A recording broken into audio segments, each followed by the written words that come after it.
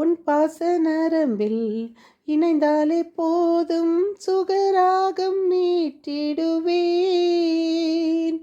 உன் வார்த்தை கடலில் மிதந்தாலே போதும், யோகம் பல படைத்திடுவேன். உன் வார்த்தை கடலில் மிதந்தாலே போதும், யுகம் பல படைத்திடுவேன். எல்லாமே நீதானே இறைவா, என் உள்ள நிறைவாக நீவா. எல்லாமே நீதானே இறைவா, என் உள்ள நிறைவாக நீவா. தாயாக அன்பு செய்யும் என் உயிர் நீதானையா, சேயாக நம்பி வந்தேன் வாழ்வின் ஒளியேற்றவா. கொஞ்ச தமிழ் மொழி பேசி என்னை தேற்றவே, கொஞ்ச தமிழ் மொழி பேசி என்னை தேற்றவே. பிஞ்சி நெஞ்சம் அழைக்குது வருவாய் தேவா, தாயாக அன்பு செய்யும் என் உயிர் நீதானையா, சேயாக நம்பி வந்தேன் வாழ்வின் ஒளியேற்றவா. நம் இறைவன் நம்மை தாய் போல அன்பு செய்து நம்மை ஒவ்வொருவருக்கும் இலவசமாக கொடைகளை பெற்றுக்கொள்ளுங்கள் என்று கொடுக்கிறார். ஆனால் நாம் அவரை விட்டு விலகி விலகி விலகி இஸ்ரேல் மக்களைப் போல ஆண்டவர் வந்து உங்கள் மேல் நேர்மையை பொழியுமாறு நீங்கள் அவரை தேடும் காலம் நெருங்கி வந்துவிட்டது. ஆண்டவரது திருமுகத்தை இடையராது நாடுங்கள், வழி தவறி போன ஆடுகளான இஸ்ரேலிடமே செல்லுங்கள் என்றார் ஆண்டவர். இன்றைய மத்தேயு நற்செய்தி 10:7-15. நாம் 11:7-24 இருக்கிறோம். என் உள்ளம் கோபத்தை வெறுத்து ஒதுக்குகின்றது. ஓசையா 11:4-8-9. ஆண்டவர் வந்துட்டு அவருடைய கோபத்தை வெறுத்து ஒதுக்கி மக்களை நேசிக்கிறாரு.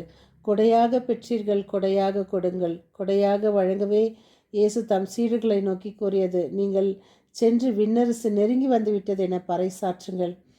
ஏன்னா நலம் குன்றியோர் மேல் கை வைத்து குணமாக்குங்கள், இறந்தோரை உயிர் பெற செய்யுங்கள், தொழு நோயாளரை நலமாக்குங்கள், பேய்களை ஓட்டுங்கள். இதைத்தான் நான் கொடையாக கொடுத்தேன், கொடையாக நீங்களும் செய்யுங்கள் என்று. என் இனிய உறவுகளே, ஆவியானவர் நம்மை துணையோடு ஒவ்வொரு நாளும் நம்மை வழி நடத்தி கொண்டு வருகிறார்.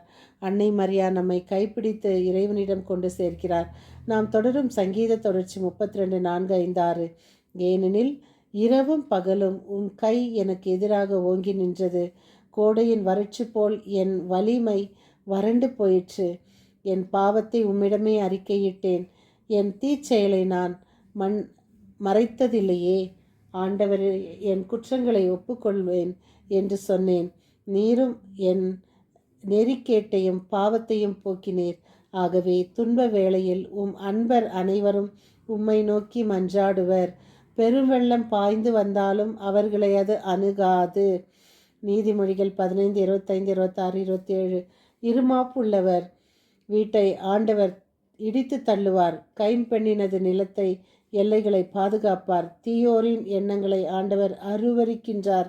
மாசற்றோரின் சொற்களோ உவப்பளிப்பவை. வன்முறையில் செல்வம் சேர்ப்பவர் தம் குடும்பத்திற்கு தொல்லை வருவிப்பார். கைக்கூலி வாங்க மறுப்பவர் நீடித்து வாழ்வார். இதுக்கு நான் விளக்கமே சொல்ல வேண்டாம், ஏன்னா உங்களுக்கே இது தெரிஞ்சிருக்கோம். ஆனால் ஒன்றே ஒன்று சொல்ல ஆசைப்படுறேன். பாருங்கள், உம்மை நோக்கி மன்றாடுவர். பெரும் வெள்ளம் பாய்ந்து வந்தாலும் அவர்களை அது அணுகாது. சுனாமி வந்தப்போ வேளாங்கண்ணியில் மாசு வச்சுருந்தாங்களாம். அங்கே இருந்த மட்டும் அந்த கோவில் உள்ள ஒரு ட்ராப் தண்ணி போல் நம்ம எல்லாருமே, இது நம்மளுக்கு பழைய நியூஸ் தான், ஆனால் நம்ம படிக்கிற வசனம் புதுசு இருந்தாலும் அந்த வார்த்தை நம்மளுக்கு இன்னொரு முறை புதுப்பிக்கணும் போல் இருக்குது. அதே மாதிரி தீயோர் தன் குடும்பத்துக்காக செல்வம் சேர்ப்பது வன்முறையில் தொல்லையே. நம்ம எத்தனோ பேரை பார்க்குறோம், லஞ்சம், தேவையில்லாத வட்டி இதெல்லாம் வாங்குறவங்க. அவங்க பாருங்கள், எதுவுமே சந்தோஷமாக இருக்க மாட்டாங்க. அவங்களுக்கு ஆனால் கைக்கூலி வாங்க மறுப்பவர் நீடித்து வாழ்வார். ஒரு சிலர் பாருங்கள், ஒரு சின்ன ஒரு சின்ன சாக்லேட் கூட ஒரு கிஃப்டாக வாங்கிக்க மாட்டாங்க. நான் நான் நிஜமாக சொல்கிறேன், நிறைய விஷயத்தில் நான் இந்த மாதிரி நான் நர்சிங்கில் பார்த்துருக்கேன். எல்லாருமே லஞ்சம் வாங்குறவங்க இல்லை. நாங்கள் அவங்கள பார்த்து வளர்ந்ததுனால தான் நாங்களும் அதே போல் எதுவுமே வாங்காத வளர்ந்தோம். அதே மாதிரி நாம் ஒவ்வொருவரும் இந்த ஒரு நல்ல நல்ல எண்ணங்களை வளர்ப்போம், தீயதை ஒழிப்போம், இயேசுவின் பின் செல்வோம், ஒருவரை ஒருவர் நேசிப்போம், ஆண்டவரிடம் ஜெபிப்போம், அன்னை மரியை கைப்பிடிப்போம். மீண்டும் சந்திக்கும் வரை உங்கள் அன்பு தோழி.